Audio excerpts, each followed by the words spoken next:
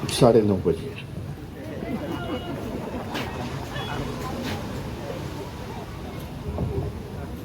माँ करुणी तथागत भगवान गौतम बुद्ध, विश्वरत्न बोधिसत्व संविधानकार डॉक्टर बाबासाहेब आंबेडकर, बहुजनांच्या सर्व महापुरुषांना विनम्र अभिवादन करतो।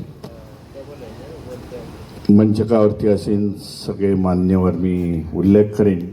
सुबह नाम जिन्होंने अच्छा मार्गदर्शन प्रबोधन किया, बोलेगा भाषण नहीं किया आपने, प्रबोधन किया है। मोर्याजींच्याबद्दल बोलाय नको, मोर्या आहेत बाबा, सम्राट अशोकाचे वंशज आहे असं जोरात जोरात मला सांगतात। बोला वंशज है तो आ जाओ, आज रख दो अपनी बात लोगों के सामने। सर्व भारतीय बौद्ध महासभेचे पदाधिकारी, उपासक उपासिका सगळ्यांना नमो बुद्धाय, जय भीम। सर्वप्रथम सम्राट अशोक जयंतीच्या जी जयंती 2330वी आहे,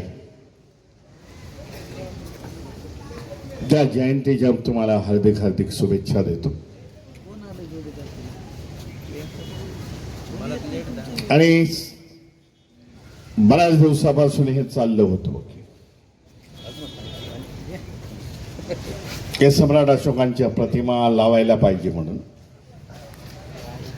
मी कधीतरी हरियाणा की राजस्थान मध्ये गेलो होतो, एक 2-4 वर्षापूर्वीची गोष्ट आहे। बोलत असताना तिथे भाषण करत असताना मैंने कोई प्रबोधन नहीं किया, मैं भाषण करता हूं। आणि मी बोलत असताना तिथे बोललो त्या राजस्थान किंवा हरियाणा मधल्या लोकांना भारतीय बौद्ध महासभेचा कार्यक्रम होता। हमें सम्राट अशोक की जयंती साजरी करनी पड़ेगी, यहाँ तुम्हें शुरुआत करनी पड़ेगी। हर साल जोर से मनाओ। त्याने नंतर सांगितलं, भीमराव जी जयंती हम लोग यहाँ मनाते हैं, बड़ी प्रोसेशन निकालते हैं, शोभा यात्रा निकालते हैं। बघितलं उत्तर भारतामध्ये सम्राटांना मानणारा खूप मोठा वर्ग आहे। हे मौर्य समाजाचे, म्हणजे ज्यांचे सरनेम मौर्य आहे, सैनी आहे, कुशवा आहे, साक्य आहे, हे सगळे त्याच सम्राट अशोकांचे वंशज म्हणून आज गणले जातात। आणि ते आता हळूहळू बौद्ध धर्मामध्ये येत आहे। म्हणून जे मगाशी मौर्याने सांगितलं एवढे कोटी होणार, सुरुवात आहे। संख्या खूप मोठ्या संख्येने वाढेल। गुजरातचं पण त्यांनी उदाहरण दिलं, त्याच्यामध्ये मी ऍड करू इच्छितो की गुजरातमध्ये आता चांगल्यापैकी परिवर्तन आहे। कोलिया समाजाचे लोक मला भेटले होते त्यावेळेला सूरत में, मौर्य जी, और उन्होंने मुझे एक छोटी सी पुस्तिका दे दी जो ज़्यादा 25-30 पेज के ऊपर नहीं थी। मैं बोला इसमें क्या लिखा है, गुजराती में है, थोड़ा थोड़ा तो मैं जानता हूँ गुजराती। बोले हम लोग ने इसमें दिखाया है कि हम लोग बौद्ध है, कोलिया डायनेस्टी के हैं, ज्या माता यशोधरा त्या कोलियाच्या डायनेस्टीतल्या होत्या, वंशातल्या होत्या। तो हम लोग ने जानकारी ले लिया है, इसके लिए हम लोग अभी बौद्ध बनना चाहते हैं। ये कोली समाज है गुजरात मधला, पैसेवाला आहे। सूरत मध्ये त्यांचे कपड्याचे धंदे खूप आहेत।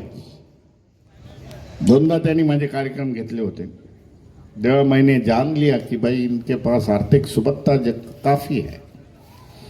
धीरे धीरे बोल रहे हैं भाई हम लोग बौद्ध है, ये पाखंडवाद छोड़ के हम लोग आते हैं। यह परिवर्तन गुजरात मध्ये चाललेलं आहे। या 7 डिसेंबर म्हणजे मागच्या 7 डिसेंबरला मी सूरत मध्ये होतो, 5-6 गीते वो ये 7 दिसंबर को मैं सूरत गया। मैंने बताया कि भीमराव जी आना पड़ेगा किसी भी हालत में। बोला 5-6 इतना मैं बिजी रहता हूँ, तरी पण मी गेलो। सुरतमध्ये ती लोकांनी जे सरपंच निवडून आले होते, 50 सरपंच निवडून आले होते, उनका सत्कार रखा. सरपंच के साथ साथ नगरसेवक जे आले होते त्यांचा ते लोकांनी सत्कार ठेवला. डॉक्टर बाबासाहेब आंबेडकरांना महापरिनिर्वाण दिन देखील साजरा केला तिथे. आता मी भावनगरला गेलो होते 15 दिवसापूर्वी. त्या भागातले गुजरात नॉर्थ मला वाटतं तिकडचे जे सरपंच आले होते निवडून 100च्या वरती होते.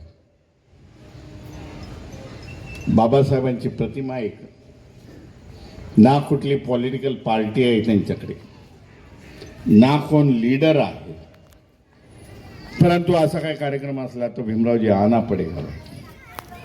आणि मी देखील जातो कारण बदलाव है उधर, प्रबोधन होने जा रहा है वहाँ, म्हणून त्यांना हे करण्यासाठी जातोय. सम्राट अशोकाची जयंती आपण चांगल्यापैकी डिसिजन घेतला आहे. लोकांना तो मान्य झाला. मला व्हॉट्सअपच्या माध्यमामधून आलं आणि घोषणा केली. मी माझा व्हिडिओ मी दिला औरंगाबादमधून मिलिंद कॉलेजच्या पटांगणातून, PS इंजिनिअरिंग कॉलेजच्या पटांगणामधून. आणि अशी खंत वाटली, आपण एवढा मोठा व्हिडिओ तर दिलाय, आपण औरंगाबादमध्ये आहे. 2 दिवसापासून मी औरंगाबादमध्ये होतो. आज दुपारी 2 वाजता निघालो आणि 6 वाजता पोचलो इथे. तेव्हा एक खंत वाटत होती की सम्राट अशोकाला अभिवादन तर करणं गरजेचं आहे. मग हा माझा व्हिडिओ तिकडच्या सगळ्या आमच्या सिद्धार्थ मिलिंद कॉलेजमधल्या सगळ्या प्रिन्सिपॉलनी बघितला. आमची मीटिंग होती, मी ट्रस्टी आहे त्याचा. फिजिकल कॉलेज PS फिजिकल कॉलेजमध्ये मी गेलो. त्यांनी सांगितलं भीमरावची सगळी व्यवस्था केलेली आहे. सकाळी 8 वाजता सम्राट अशोकाची प्रतिमा आहे, तुम्ही एकदा येऊन तर बघा. आपण तिथं त्रिशरण पंचशील घेऊ. सगळा स्टाफ बोलवलेला आहे. खरं आज सुट्टी होती परंतु स्टाफ सगळा हजर होता. चांगल्यापैकी सम्राट अशोकाची प्रतिमा, चांगल्यापैकी सम्राट अशोकाचा पुतळा मी तुम्हाला सांगतो. मी आता संध्याकाळी मी तो व्हॉट्सअपच्या माध्यमातून सोडतो सगळ्यांना. अतिशय सुंदरसा असा पुतळा, मोठा पुतळा, म्हणजे जवळजवळ 4 फुटाचा बसलेला. मी बोललो हा कोणी बनवला? तर त्यांनी सांगितलं की हा आपल्या कॉलेजमध्ये गेली 25 वर्षापासून, पूर्वी आपले म.भ. चिटणीस होते बाबासाहेबांचे सहकारी, त्यांची आता 100वी देखील जयंती साजरी केली मुंबईमध्ये. म्हणे त्या माणसाने, त्या बाबासाहेबांचे सहकारी म.भ. चिटणीस, त्यांनी हा बनवलेला आहे. आणि तेव्हापासून सम्राट अशोक जयंतीला आम्ही लोक काढतो आणि याचं करतो. मी बोललो याला परमनंट करा, कुठेतरी व्यवस्थित अगदी फिक्स करा. बाबासाहेबांच्या पुतळ्याबरोबर, भगवान बुद्धाच्या पुतळ्यांबरोबर ह्याला देखील स्पीट करा आणि लोकांना दाखवा. सम्राटबद्दल बोलायचं झालं तर खूप आहे. जे दोन्ही वक्त्यांनी ही भरून काढली, मी त्याचं काही रिपिटेशन करत नाही. परंतु त्यांच्या काळामध्ये, सम्राट अशोकाच्या काळामध्येही जी 19 विद्यापीठ, 1200 वर्ष ह्या मौर्य डायनेस्टीने ह्या देशावरती राज्य केले. जेव्हा संपूर्ण जगामध्ये शिक्षणाचा अंधार होता त्यावेळेला ही विद्यापीठं होती म्हणून आपण किती प्रगत होतो. हा साधा प्रश्न. आपण प्रगत किती होते की आपली एवढी मोठी विद्यापीठं होती, फॉरेनचे लोक यायचे, बौद्ध भिक्खू यायचे इतर देशातून, ते शिकून जायचे आणि बौद्ध धम्माचा प्रचार आणि प्रसार करायचे. धम्म हा एकच विषय नव्हता, तर अनेक विषयावरती त्याच्यावरती अध्ययन होत होतं. मेडिकल आपला खूप कितीतरी अगदी प्रगत मेडिकल होतं ह्या देशामधलं. जीवक यांचं नाव ऐकलं असेल की ज्यांनी भगवान बुद्धावरती देखील उपचार केलेले आहेत, त्यांना औषधं दिलेली आहेत जीवकांनी. त्याचबरोबर ह्या देशामध्ये जे आज ऍडमिनिस्ट्रेशन आपण बघतोय ते आता सुभेच्या नावाने सांगितलेलं आहे. ॲडमिनिस्ट्रेशन देखील हे त्यावेळच्या 2500 वर्षापूर्वीपासून 2000 वर्षापासून जे ॲडमिशन रचना केली होती बाबू, तीच रचना आज नवीन भारताच्या संविधानामध्ये डॉक्टर बाबासाहेब आंबेडकर दिल्लीला गेलात तर जनपद आहे. क्या आहे जनपद? सम्राट अशोकाच्या काळामध्ये जनपद हे संघटन, जनपदमध्ये ह्या जनपदमध्ये आहेत त्याचे मिनिस्टर राहायचे, त्याचे मुख्य लोक राहायचे. त्या विभागाला बाबा हम लोग जनपद बोलते. आज देखील आपण जनपद उत्तर भारतामध्ये गेले तर वो जनपद से है. अशा प्रकारचं व्यवस्था सम्राट अशोकाने केली होती. परंतु इतिहास हा दडपल्या गेला. जो चांगला इतिहास आहे या देशामधला दडपले गेले, तो बाहेर काढण्याचा आपला हा प्रयास आहे बाबा. जे लोक आपल्याला आज जुडत आहेत त्यांच्या माध्यमातून त्यांच्या लोकांपर्यंत जावा हा इतिहास, लोकांनी दुसऱ्यांना समजावून सांगावा सम्राट अशोकाचा इतिहास. काल्पनिक गोष्टी आता सोडून द्याव्या. ह्या देशाचं दुर्दैव असं आहे, ह्या देशाने कधीच भगवान गौतम बुद्ध, सम्राट अशोक वगैरे ह्याच्यानंतर सत्याला कधी समोर गेले नाही. सत्याला जर समोर गेले असते तर देशाचं आज कुठल्या कुठे प्रगतीला गेला असतं. हे काल्पनिक सगळ्या गोष्टीवरती, काल्पनिक गोष्टीला असत्याला सत्य मानून हे लोक चालले, म्हणून देशाची अधोगती झाली. जे देश सत्याला समोर गेले, भारतातून बौद्ध धर्म लुप्त झाला, एशियन कंट्रीज मध्ये गेल्यानंतर, परंतु सत्य ज्ञानी स्वीकारलं, बौद्ध धर्म स्वीकारला, विज्ञानवादी दृष्टिकोन घेतला, वो देश आगे निकल गए. कई उदाहरण है, चाइना से लेके जापान तक. बाबासाहेबांनी देखील संविधानामध्ये लिहिलेलं आहे. संविधानाच्या कलमामध्ये बाबासाहेब म्हणतात की येणाऱ्या काळामध्ये त्या देशाची जर प्रगती व्हायची असेल, देश जर चालायचा असेल, तो विज्ञानावरती चालायला पाहिजे. परंतु देशाचं दुर्दैव आहे, देशातील राजकर्त्यांचं दुर्दैव आहे, जनतेचं दुर्दैव आहे की अलीकडच्या काळामध्ये 1 वर्षापूर्वी जी रॅफल नावाची विमानं आली, प्रगत विमानं स्वीडनमधून घेतली. देशाचा केंद्रीय रक्षा मंत्री त्याच्यासमोर नारळ, त्याच्यासमोर लिंबू वगैरे त्याच्या टायर समोर ठेवतो आणि त्याची पूजा करतो.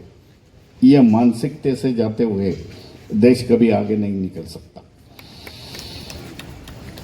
म्हणून आपल्याला विज्ञानाची कास धरावी लागेल, आपला इतिहास लोकांना सांगावा लागेल. येणाऱ्या 1 मे रोजी वैशाखी पौर्णिमा आहे, आपल्या सगळेजण जाणत आहे. भारतीय बौद्ध महासभेने आणि भिक्खू संघाने, ऑल इंडिया भिक्खू संघ, महाराष्ट्र भिक्खू संघ, मुंबईचा भिक्खू संघ, हे सगळेजण आम्ही 15 दिवसापूर्वी चैत्यभूमीमध्ये जमलो आणि येणारी वैशाख पौर्णिमा कशी साजरी करावी ह्याच्याबद्दल आमचं डिस्कशन झालं. त्याच्यानंतर चैत्यभूमीमध्ये आम्ही कसा लोगो असावा, कसं काय असावं, त्याचे व्हिडिओज आपण बघितले असाल. 30 एप्रिल रोजी वैशाख पौर्णिमेच्या 1 रात्री आधी ह्या चैत्यभूमीमध्ये आपण 1 लाख दिवे पेटवणार आहोत आणि ते समुद्रामध्ये आपण अर्पण करणार. हा दीपोत्सव हा दुसऱ्या तिसऱ्याचा कोणाचा नाही. दीपोत्सव हा बौद्ध धर्मांचा आहे. आजही बौद्ध राष्ट्रांमध्ये गेलात तर दीपोत्सव फार मोठ्या प्रमाणामध्ये साजरा केला जातो आणि त्याच्यामुळे ती परंपरा ही आपली परंपरा आहे. पूर्ण भारताभर हा संदेश जाईल. जिथे जिथे अशा प्रकारचं काय असेल तर दिव्यांची योजना करा. हा असे नवीन नवीन प्रोग्राम आपण घेऊन येत आहोत आणि खऱ्या बौद्ध धर्माच्या जवळ जाण्याचा आपण प्रयत्न करत आहोत. सम्राट अशोक जयंतीच्या पुन्हा एकदा आपल्याला हार्दिक शुभेच्छा देतो.